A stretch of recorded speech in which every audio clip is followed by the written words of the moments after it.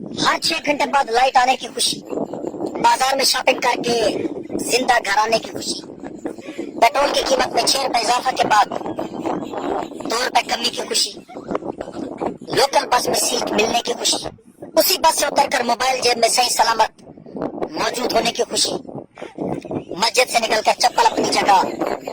मौजूद होने की खुशी, ट्रैफिक पुलिस से 100 रुपए में जान छुड़ाने की खुशी।